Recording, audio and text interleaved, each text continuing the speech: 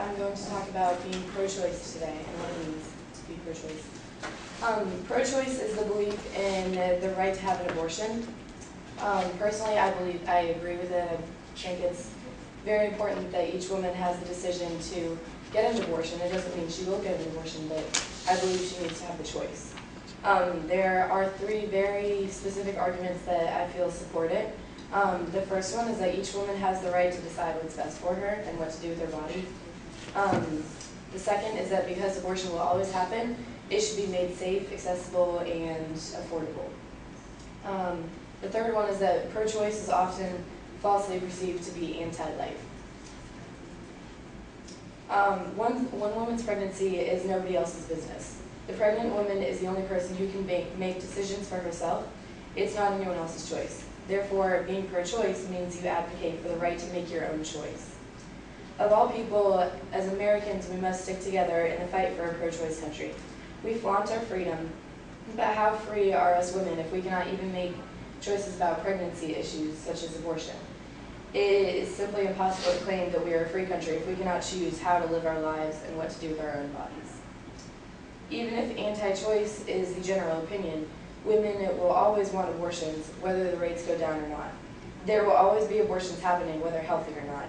That means they can either happen in safe clinics, safe medical, regulated clinics, or underground. Since women will continue to have abortions, we must make them safe and unthreatening. This leads me to my second argument, that abortion should be made safe and accessible. Living in a pro-choice environment makes safe abortion accessible. If a woman who chooses to get an abortion does not have access to safe abortion, she may resort to unsafe practices. There are an estimated 700,000 deaths resulting from botched abortions each year because of a lack of safe abortion choices. According to IPAS, which is a non-government organization based out of the U.S., the deaths could be prevented. An example of this is if an 18-year-old girl becomes pregnant but knows her mother will kick her out of her house, she decides to get an abortion. However, she lives in a country where there is no access to safe abortions without paying a very large price. She decides to get an underground abortion, or one where she risks her life or at least severe health defects to get the abortion. This leads me to my final argument.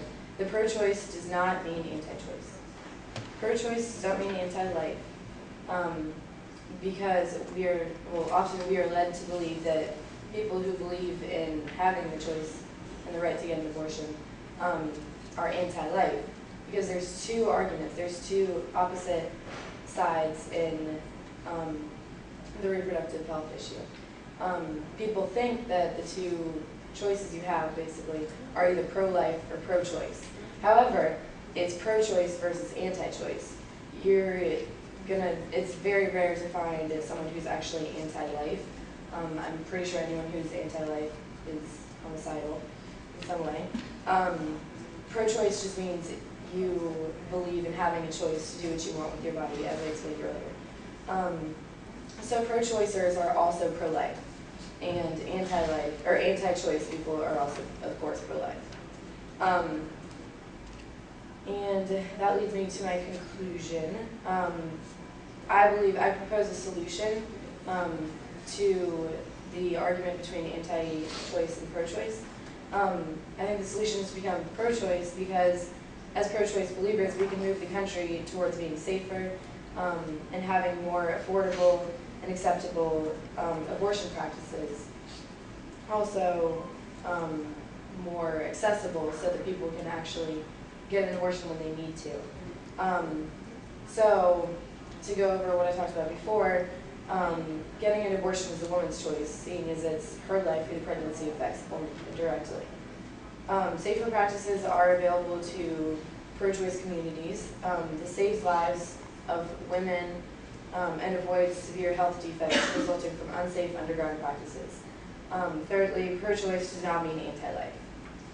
Most likely the only anti-lifers, as I said, are probably some sort of homicidal people.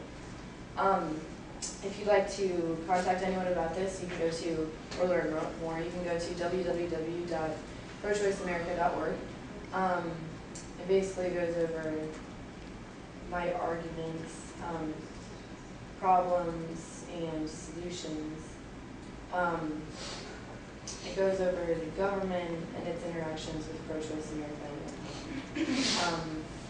And it can show you how basically every state's different in their opinion, and who to contact, which I think is